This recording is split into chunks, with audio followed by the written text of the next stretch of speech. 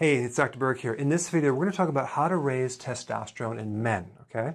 So the aging process alone lowers testosterone. By the time you hit 40, testosterone is on its way down.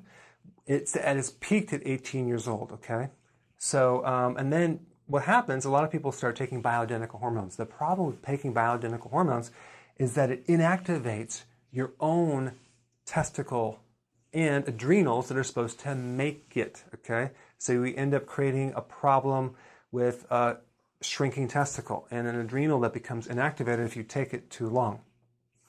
The symptoms for low testosterone would be prostate enlargement. Now, sometimes people will have this confusion and say that, well, I thought testosterone causes a prostate enlargement. And they're talking about a powerful form of testosterone called DHT.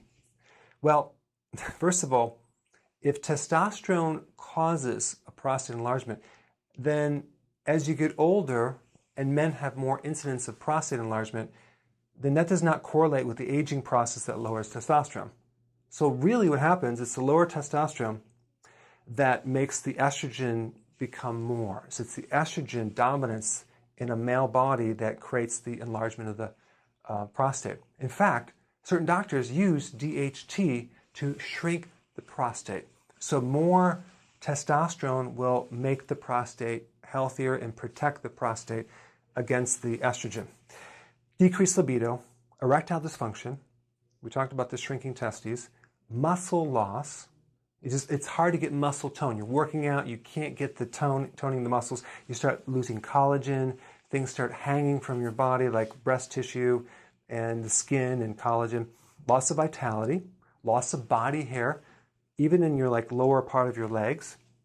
Man boobs, higher voice. Other than that, you have nothing to worry about, right? Okay, what causes this problem?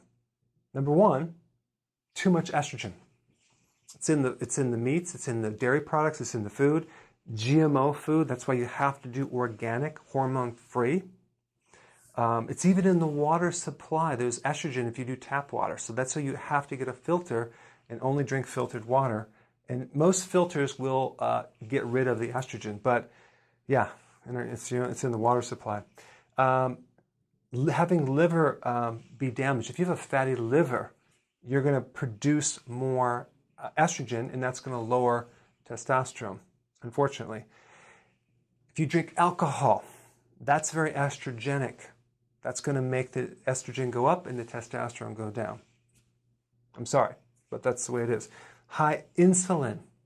Insulin from sugar, like grazing at night, snacking too much. Like by the time you have dinner and you keep eating from that point while you're sitting there watching TV, it's going to spike insulin and it's going to lower testosterone. So you want to do 3 meals a day and that's it. Maybe even 2 meals a day. Low-fat diets. That'll do it. Medications, statins, high blood pressure medications, diabetic medications. Those are the 3 that really mess with this hormone. And this other thing called high aromatase. That's an enzyme in your body that's made by the adrenals. It's also made by the testes that converts your testosterone to estrogen. So here you are trying to salvage that last bit of testosterone you have, and this darn enzyme is converting it to estrogen, and the body's becoming more feminized.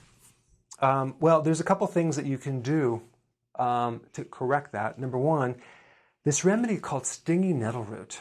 It's a aromatase inhibitor, okay? Zinc is an aromatase inhibitor. You can take those to decrease this process happening in your liver and your body.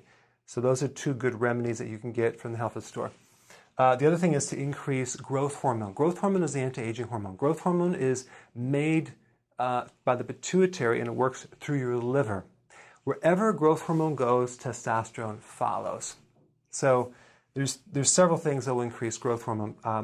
Eating a moderate, not high amount of protein with each meal. Sleep, getting enough sleep, lowering stress, which will enhance the sleep.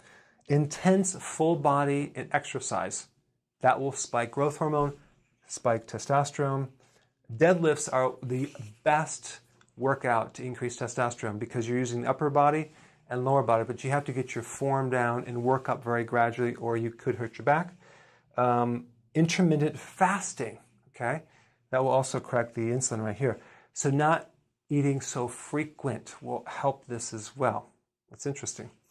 The whole thing is, it's like, I don't know who came up with this idea. We have to have 3 meals a day or 6 meals a day. You gotta want to eat when you're hungry. If you eat the right things, you're going to be more satisfied. You'll work off your own fat and you'll need to eat less. But you never want to eat if you're not hungry. Okay, anti-estrogenic foods. That would be cruciferous, okay? Kale, broccoli, Brussels sprouts, cabbage. Very, very important to clean out the estrogen, because it could be the estrogen that's holding down your testosterone.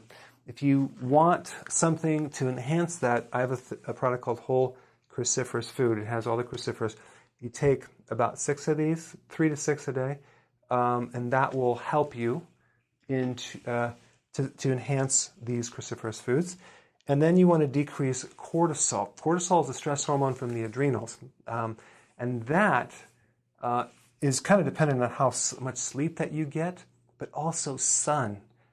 I had this guy, he had this pot belly, and all you have to do is go to Florida for 1 week in the sun, and it just comes right down. It's amazing. So a good amount of sun lowers cortisol. That will help shrink the belly as well. So that's another remedy. Yes, you can do vitamin D in the winter, but if you can get some sun, that would help lowering cortisol. Okay? So these are just some tips to help you enhance this hormone. So put your comments below. Thanks for watching.